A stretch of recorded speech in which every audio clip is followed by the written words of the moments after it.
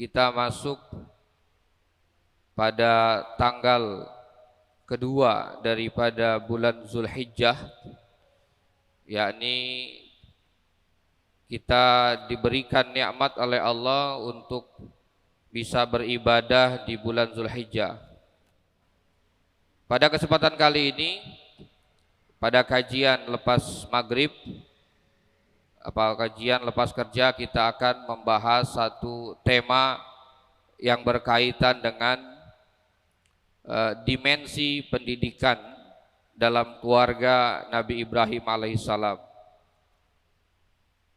Tema ini adalah tema yang sangat penting untuk kita renungi dan kita bahas, karena ini berkaitan dengan pendidikan keluarga yang kita kaitkan dalam perspektif Islam, mengacu dan meneladani daripada keluarga Nabi Ibrahim alaihissalam.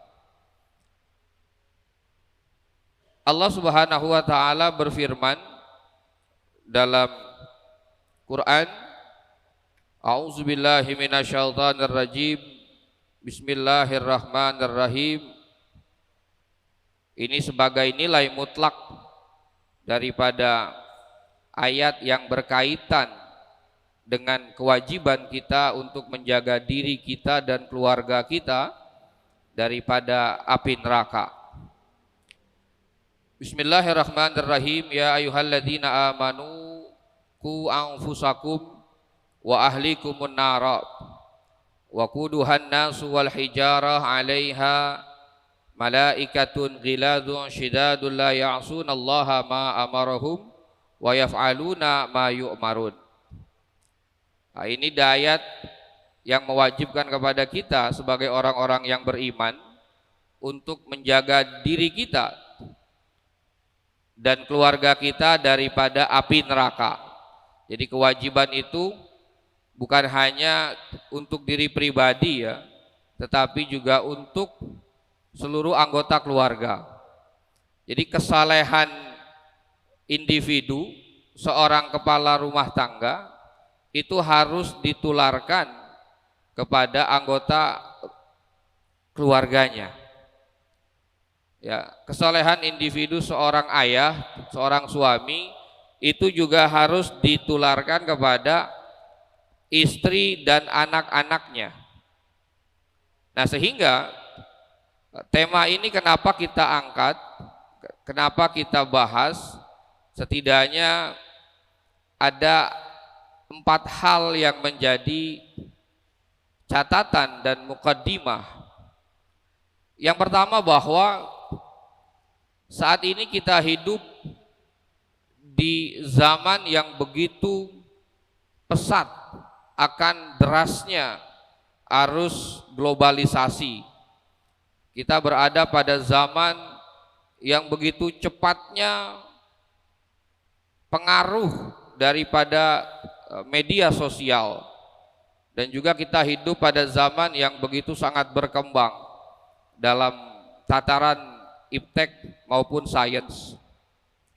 Nah, globalisasi, kemudian perkembangan sains dan teknologi, dan juga derasnya arus media sosial, ini berdampak pada perubahan sosial masyarakat yang kita kenal dengan perubahan sosial regresif. Apa itu perubahan sosial regresif? Yakni perubahan sosial yang berdampak pada aspek negatif. Jadi perubahan sosial itu ada 2, dia bisa berdampak positif dan dia juga bisa berdampak negatif. Perkembangan iptek, sosial media dan lain sebagainya, selain dia membawa dampak positif, dia juga membawa dampak negatif. Nah, itulah yang kita kenal dengan perubahan sosial regresif. Ya. Apa di antara terjadinya perubahan sosial regresif ini?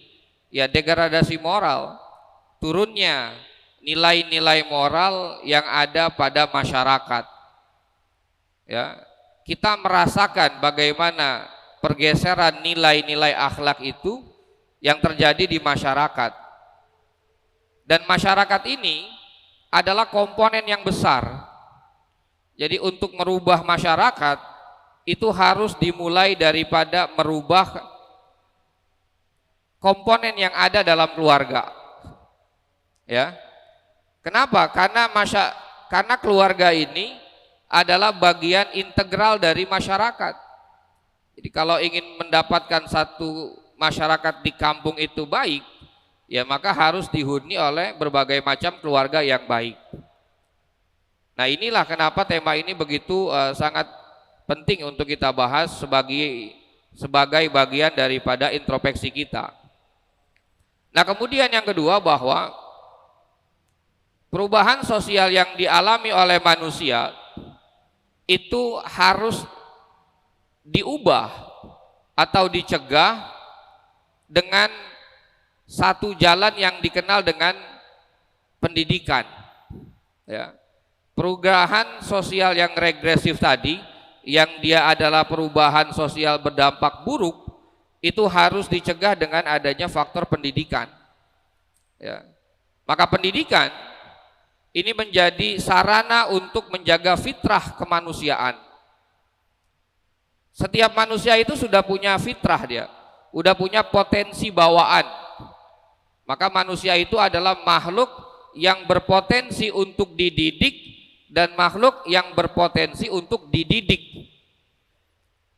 Nah, setiap manusia sudah punya potensi itu. Itulah yang disebut dengan fitrah munazzalah, yakni potensi bawaan, bahwa manusia itu akan bisa dibentuk dirinya menjadi baik, bahkan lebih baik, dan bahkan manusia juga bisa dibentuk dirinya bisa jahat, bahkan lebih jahat. Nah, proses pembentukan itu ada pada pendidikan. Nah, sehingga dalam hal ini pendidikan dalam konteks ini adalah keluarga, di mana keluarga ini menjadi institusi pendidikan awal, sangat strategis untuk membentuk perubahan sosial yang buruk yang terjadi di masyarakat. Nah, ini kita bahas secara kerangka dasarnya dulu, gitu ya. Lalu bagaimana cara kita mendidik keluarga agar didikan keluarga kita ini benar? Ya. Lalu kita mencontoh ke siapa? Siapa yang menjadi role model kita untuk menjadi acuan kita dalam mendidik keluarga? Nah, diantaranya adalah datuk daripada baginda Rasulullah SAW yang kita kenal dengan Nabi Ibrahim alaihissalam. Nah, beliau adalah, ya, fadhal, silakan. Nah, beliau adalah sesosok Nabi yang begitu sukses, ya, di dalam mendidik keluarganya dan juga sukses di dalam mendidik umatnya. Di samping juga baginda Rasulullah SAW. Antara jarak Nabi Muhammad dengan Nabi Ibrahim itu ribuan tahun, ya, dan Nabi Muhammad pun itu bagian daripada anak cucu daripada Nabi Allah Ibrahim alaihissalam. Baik, kita bahas sedikit bagaimana suksesnya Nabi Allah Ibrahim alaihissalam sebagai sosok orang tua. Ya, kita akan bahas secara global, dan nanti kalau ada waktu kita bisa ada sesi pertanyaan. Ketika kita membicarakan sosok pribadi Nabi Allah Ibrahim alaihissalam, pada dasarnya kita sudah sama tahu, ya, maka pada kesempatan kali ini kami tidak menceritakan bagaimana kisah daripada Nabi Ibrahim. Ini sudah sangat masyhur dan sudah sangat kita tahu. Nah, tetapi dalam syariat agama kita ada satu ibadah yang kita kenal dengan haji. Ya. Manasik haji ataupun ubudiyah yang berkaitan dengan haji itu pada dasarnya adalah napak tilas daripada perjalanan hidup Nabi Allah Ibrahim alaihissalam dan Nabi Ismail alaihissalam. Nah, napak tilas daripada kehidupan Nabi Allah Ibrahim itu sangat kuat dengan nilai-nilai pendidikan Islami. Nah, ini kita bahas ya, karena juga saat ini kita berada pada suasana bulan haji ya, di mana saudara-saudara kita mungkin ada kerabat, orang tua ataupun sanak famili yang memang dipanggil oleh Allah Subhanahu wa taala untuk melaksanakan haji. Nah, di antara manasik haji yang sangat erat dengan napak tilas daripada Nabi Ibrahim alaihissalam itu mengandung nilai-nilai pendidikan yang begitu amat tinggi. Ya, kita breakdown secara global. Yang pertama bahwa ihram. Ya, ihram itu kan memakai 2 helai kain putih ya bagi seorang pria, dan ketika sudah memakai kain ihram maka haramlah dia melakukan hal-hal yang boleh dilakukan sebelum ihram. Ya, jadi ihram itu adalah satu kondisi di mana dia itu ketika telah niat ya nawaitul hajja wa ahramtu bihi lillahi ta'ala, maka yang sesuatu yang halal itu bisa menjadi haram karena sebab sudah niat. Maka nilai yang terkandung ketika seseorang sudah memakai ihram itu adalah nilai kesucian ya. Kemudian tawaf, menjadikan Ka'bah berada di sebelah kiri daripada pundak kita sebanyak 7 kali putaran ya. Bahwa dalam konteks ini nilai yang terkandung dalam tawaf itu bahwa hidup ini harus sesuai dengan aturan, harus sesuai dengan rule yang memang telah ada dalam bentuk syariat. Coba kita bayangkan bagaimana orang tawaf ketika dia melawan arah, dia jalannya nggak maju ke kiri ya, mengikuti menjadikan Ka'bah harus berada di bagian kirinya. Coba dia tawafnya balik arah saja, dia akan tertabrak dan dia akan terinjak-injak dan dia akan tergerus. Nah, begitu pula ini adalah makna kehidupan, bahwa ketika orang dalam hidup ini dia tidak mengikuti arah syariat agama, maka dia akan tergilas ya dengan kemaksiatan yang dia lakukan. Sehingga dalam tawaf itu banyak nilai-nilai esensi dalam pendidikan Islam, dan ini bagian daripada hal yang memang perlu kita aplikasikan dalam keseharian. Ada nilai ketaatan, sa'i dari Safa dan Marwah. Ya, Safa itu artinya kesucian, Marwah itu berkah. Jadi itu berlari-lari ya, ataupun berlari-lari kecil, berjalan antara Safa dan Marwah 7 kali putaran dengan yakin, maka maknanya di situ ada nilai kerja keras. Satu pekerjaan yang diawali dengan satu bentuk kesucian yang tidak menyalahi syariat, maka dia akan berujung kepada keberkahan. Maka dia akan sampai ke Marwah. Tahallul ini adalah proses di mana seseorang ini menghalalkan dirinya karena selesai melaksanakan manasik-manasik haji, ditandai dengan gunting rambut.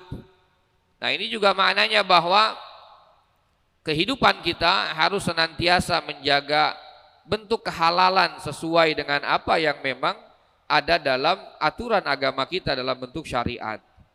Kemudian selain daripada itu ada ziarah ke bakti, ziarah ke makam syuhada Uhud. Nah, itu makna nilainya adalah bahwa kita yang hidup mempunyai kewajiban untuk meneruskan estafet dakwah yang dilakukan oleh para tokoh-tokoh agama terdahulu atau para sahabat dan Rasulullah Shallallahu Alaihi Wasallam. Nah, di situ bahwa sosok Nabi Allah Ibrahim alaihissalam itulah sosok yang memang tidak tanpa cobaan. Beliau dicoba, bertubi-tubi cobaan yang didapatkan oleh Nabi Ibrahim alaihissalam. Maka kajian yang umumnya ini kajian lepas kerja yang memang dihadiri oleh rekan-rekan jamaah yang memang notabene sudah berkeluarga, ini sangat penting bahwa dalam kehidupan keluarga pasti saja ada cobaannya, pasti ada ujiannya. Lalu bagaimana menyikapi itu ya dengan ketabahan. Nabi Allah Ibrahim banyak tantangan yang beliau dapati. Yang sangat masyhur adalah bagaimana beliau membersihkan Ka'bah daripada kemusyrikan yang terjadi. Ya, bagaimana beliau melawan Raja Namrud, ya, kemudian beliau dibakar hidup-hidup tetapi dengan izin Allah.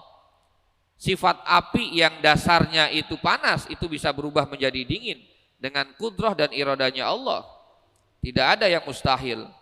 Dan yang paling dahsyat adalah bagaimana beliau berkorban, ya, untuk menyembelih anaknya yang memang rasa cinta beliau kepada Allah itu melebihi daripada rasa cinta beliau kepada anaknya. Ya, itu adalah perjuangan dan itu adalah ujian. Nah, sehingga dalam hal ini ketika kita bicara kehidupan keluarga, maka tidak ada satu keluarga pun yang tidak diuji oleh Allah Subhanahu wa taala. Sekali bernabi saja masih dapat ujian. Ya, begitupun kita dalam kehidupan rumah tangga kita. Pasti saja ada kerikil-kerikil yang memang menghadapi dan menerjang kita, gitu ya. Lalu kemudian, yang menarik daripada Nabi Allah Ibrahim alaihissalam, beliau adalah seseorang yang begitu amat rasional, ya. Maka beliau menemukan konsep yang disebut dengan di zamannya saat itu dengan teologi monoteisme, ya, dengan teologi monoteisme, yakni kepercayaan akan Tuhan bahwa Tuhan itu adalah esa ataupun satu, gitu ya. Itu teologi monoteisme. Nanti pada ayat Quran surat Al-An'am ayat 74 sampai dengan 79, nah kita akan bahas bagaimana beliau mencari Tuhan, ya, dalam kontemplasi beliau itu beliau merenung, ya, bertafakur mencari hakikat Tuhan. Nah, sehingga teologi monoteisme itu beliau sampaikan di tengah-tengah kepercayaan daripada kaum paganisme, ya, kaum pagan. Jadi orang-orang yang menyembah berhala. Kita kenal dengan kaum pagan. Maka beliau dengan konsep, dengan mengkonstruksi intelektualnya, dengan kecerdasan dalil aklinya, ya, kita kan semua diberikan oleh Allah nikmat akal. Maka nikmat akal itu nggak boleh tidak disyukuri. Maka cara mensyukuri nikmat akal itu dengan mengkaji, meneliti, menelaah, menganalisa. Bahkan ayat yang turun yang pertama adalah Iqra, itu pada dasarnya adalah perintah untuk mempergunakan akal kita. Bukan hanya maknanya tekstual membaca saja, tidak.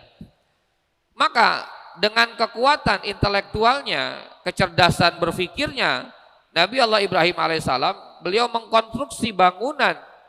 Sebenarnya siapa sih yang dikatakan Tuhan itu? Ya, kecerdasan akalnya melihat fenomena alam dengan ayat-ayat kauniyah yang ada.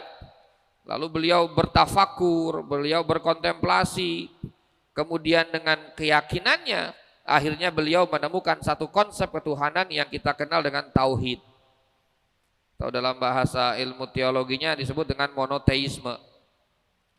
Nah, itu adalah satu konsep ketuhanan yang mendobrak konsep Tuhan yang ada pada kaumnya. Ya, maka beliau dimusuhi pada saat itu, dan itulah konsekuensi kulil haqqa walau kana murran, gitu ya. Nah, apa sih konsep tauhid, ya, atau monoteisme ini?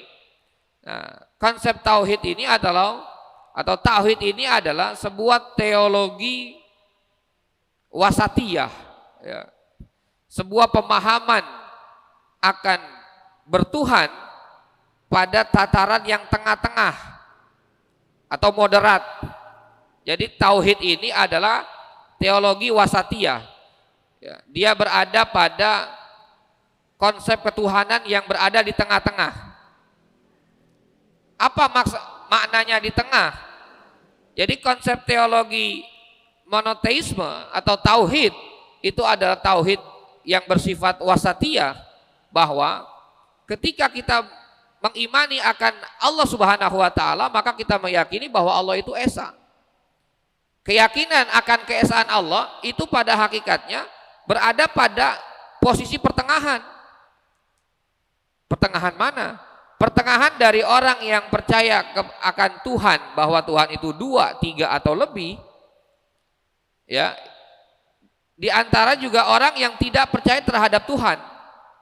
Jadi orang kita ini dengan konsep tauhid kita, pada dasarnya kita berada pada posisi wasatiyah, pertengahan di antara orang yang percaya bahwa Tuhan itu 2, 3 atau lebih, dan di antara tuh ada orang juga yang tidak percaya dengan Tuhan. Nah, inilah yang disebut dengan bahwa tauhid, ya, itu adalah bagian daripada nilai Islam yang kita kenal dengan nilai moderat atau nilai wasatiyah yang ada pada Islam. Lalu, nah ini ayat yang menceritakan bagaimana Nabi Allah Ibrahim dengan kecerdasan akalnya, kemudian dengan fenomena alam yang saat itu beliau berkontemplasi, berfikir, dan akhirnya beliau menemukan Tuhan. Ya. Pada ayat ini dijelaskan, wa idz qala Ibrahimu li abihi adzar atattakhidhu asnaman alihatan inni araka wa qaumuka fi dhalalim mubin. Dan ketika Nabi Allah Ibrahim berkata li abihi. Nah, konsep abi di sini para mufassir itu ada yang mengatakan paman. Ya, jadi ada yang mengatakan bahwa Nabi Allah Ibrahim punya bapak namanya Azar, tetapi juga ada pendapat bahwa Azar itu adalah pamannya Nabi Ibrahim alaihissalam. Ya, bahwasanya mereka itu mengambil berhala sebagai Tuhan, ya, dan berada pada kesesatan yang nyata. Ya, wa kadzalika nuri Ibrahim, dan kemudian diperlihatkanlah kepada Nabi Ibrahim alaihissalam akan fenomena yang ada di langit dan di bumi. Tujuannya apa? Liyakunu minal muqinin, agar menjadi orang-orang yang yakin. Falamma janna alaihil lail, maka tatkala Nabi Allah Ibrahim mendapati dirinya dalam keadaan di malam hari tertutup, ya, jannah itu artinya menutupi. Nah, inilah hebatnya bahasa Arab, ya. Dari kata jannah bisa berarti janin, bisa berarti jin, bisa berarti junnah. Tuh. Jadi kita perlu belajar bahasa Arab memang. Jannah itu menutupi. Ya. Nah, sesuatu yang asal katanya dari jannah itu pasti mempunyai arti makna yang sama-sama tertutupi. Contoh, jannah itu kan menutupi. Nah, janin itu sesuatu yang tertutup, yang ada dalam perut. Ketutup nggak tuh janin? Tertutup, nggak ada yang bisa melihat janin kecuali USG gitu. Apalagi jin. Ya, ada yang bisa melihat jin jamaah di sini? Secara zahir gitu ya. Jin tertutup dari alam kita. Kemudian apalagi? Jannatun. Nah, jannah itu kalau kita artikan apa? Surga kan? Tetapi secara bahasa jannah itu adalah tempat yang ditutupi, yang dinaungi oleh daun-daun yang rimbun. Tuh. Jadi kalau kita berada di bawah pohon, pohonnya itu punya daun rimbun banget. Kita tertutupi tuh. Kalau kita berada di situ, kita tertutupi oleh rimbunan daun sehingga kita merasakan sejuk, adem. Nah, itu jannah, gitu ya. Ada lagi junnah. Nah, junnah itu artinya tameng. Nah, jadi kalau orang perang itu biasanya dia bawa junnah, ya, bawa tameng. Ya, artinya tameng itu menutupi dirinya. Nah, itu dari kata jannah. Nah, inilah kayaknya bahasa Arab sehingga memang kita perlu mempelajari bahasa Arab.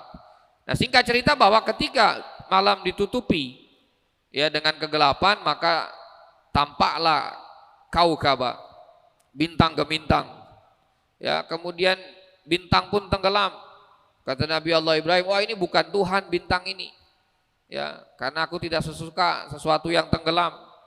Kemudian muncul lagi bulan tenggelam. Oh, ternyata bukan bulan ini adalah Tuhan. Kemudian setelah bulan tenggelam, terbitlah matahari. Ya, ra'as syamsya. Ya, ternyata matahari pun terbenam. Oh, bukan matahari sebagai Tuhan. Akhirnya beliau mengatakan, inni wajjahtu wajhiya lilladzi fataras samawati wal arda hanifa. wa ma ana minal musyrikin. Ini ya proses hasil daripada pencarian Nabi Allah Ibrahim alaihissalam tentang Tuhan, bahwa pada hakikatnya Tuhan itu adalah yang menciptakan malam, yang menciptakan siang, yang menciptakan bintang gemintang, yang menciptakan bulan, dan yang menciptakan matahari. Nah, sehingga fenomena alam ya beliau fikirkan dengan dalil akli, ya akhirnya beliau menemukan Tuhan. Nah, inilah yang kita sebut tadi konstruksi intelektual dan spiritual Nabi Allah Ibrahim, sehingga beliau menemukan konsep tauhid, yakni mengesahkan Allah Subhanahu wa taala, la ilaha illallah. Nah, sebagai penutup, sebuah kesimpulan bahwa dimensi pendidikan dalam keluarga Nabi Allah Ibrahim alaihissalam adalah yang perlu ditanamkan, ya, yang perlu ditanamkan dalam keluarga kita, mengikuti apa yang telah dicontohkan oleh Nabi Ibrahim alaihissalam, dan pastinya juga oleh baginda Rasulullah SAW. Yang pertama, jadikan kecintaan kita kepada Allah Subhanahu wa taala melebihi kecintaan kita dari apapun. Jangan sampai kecintaan kita terhadap anak, terhadap istri, ya, terhadap pasangan itu mengalahkan kecintaan kita kepada Allah. Nah, itu sudah dicontohkan oleh Nabi Ibrahim alaihissalam. Saat ini kalau kita boleh jujur melihat realitas di masyarakat, terkadang orang tua merasa kasihan terhadap anaknya, ya akhirnya diberikanlah fasilitas-fasilitas yang pada akhirnya fasilitas itu menjauhkan dirinya daripada ibadah. Harus tegas di sini, gitu ya. Sehingga kecintaan kita terhadap Allah jangan sampai kalah dengan kecintaan terhadap istri, anak, ya apalagi pacar, gitu kan. Nah, ya. Jangan sampai itu terjadi. Maka jadikanlah kecintaan kita kepada Allah di atas segalanya. Kadang-kadang kita sama teman itu nggak enakan, gitu kan. Tapi sama Allah kita enak-enakin aja, gitu ya. Nah, itu kadang-kadang kecintaan kita kepada Allah kalah dengan kecintaan kita terhadap teman-teman pergaulan, ya. Kemudian teladani setiap anggota keluarga Nabi Ibrahim alaihissalam. Ya, bagi seorang kepala rumah tangga, contohlah Nabi Ibrahim yang tegas dalam mendidik anak dan istrinya. Bagi seorang istri, contohlah Siti Hajar, contohlah Siti Sarah yang taat terhadap suami. Bagi anak, contoh siapa? Contohlah Nabi Ismail alaihissalam. Itu sudah satu prototipe yang sangat komplit di situ. Bagi kita sebagai seorang anak, contohlah ketaatan Nabi Allah Ismail alaihissalam, bagaimana beliau taat kepada orang tuanya, bagaimana beliau taat kepada Allah Subhanahu wa taala. Nah, sehingga dengan itu insya Allah ketika masing-masing anggota keluarga telah mencontoh baginda Rasul dan telah mencontoh Nabi Ibrahim, maka keluarga itu akan dijadikan oleh Allah keluarga Rabbani, ya, keluarga yang senantiasa dekat kepada Allah Subhanahu wa taala. Kemudian yang ketiga, semangat dakwah. Ya. Ada orang yang belajar saja, pinter dirinya, dia faham agama, tapi dia tidak berdakwah, salah juga itu. Jadi kepintarannya, kealimannya harus ditularkan, harus diintisyar, harus disebarluaskan kepada orang lain dalam bentuk dakwah. Ya, jadi dakwah itu satu paket dengan ilmu wa dakwah, gitu kan. Ada juga sebaliknya, orang dakwah aja, ngajak orang berbuat baik saja, tapi nggak mencari ilmu, ya salah juga. Ya apa yang dia sampaikan dalam bentuk kebaikan, kalau ilmunya dia nggak mumpuni, gitu ya. Jadi dua hal ini, yang mencari ilmu terus carilah ilmu sebanyak-banyaknya, tapi jangan lupa kewajiban dakwah, mengajak orang berbuat baik, amar ma'ruf nahi munkar. Begitupun yang sudah terjun di dunia dakwah, jangan berhenti, teruslah mencari ilmu sebagai bekal dia untuk di medan dakwahnya. Nah, yang terakhir bahwa kita harus peduli dengan pendidikan agama dalam keluarga. Ya, saat ini kita berada pada zaman yang begitu banyak tantangannya, maka solusinya ya back to agama ya. Jadi kembali kepada agama ya, kemudian membuat strategi, membuat manajemen bagaimana dalam keluarga itu ya harus ada kegiatan-kegiatan keagamaan yang dilakukan ya dalam kehidupan ayah, ibu dan anak. Harus ada program-program dan kegiatan-kegiatan yang berada pada bidang keagamaan. Nah, kemudian yang terakhir, satu kesimpulan bahwa ini untuk kalangan milenial ya, karena ini juga direcord ya. Nanti mungkin jamaah virtualiyah gitu ya, jamaah yang nonton di YouTube gitu kan. Ini juga pesan untuk para milenial untuk membentuk keluarga yang sakinah itu harus diawali dengan ikatan pernikahan yang sah dan harus dilakukan dengan menjaga kesucian dalam pergaulan. Kita kaitkan sedikit, masih ada waktu, terkait dengan psikologi Islam gitu ya. Jadi untuk mendapatkan keturunan yang baik, untuk mendapatkan anak yang mempunyai kepribadian yang baik, ya orang tuanya juga harus baik dulu. Ya, dari kapan baiknya itu?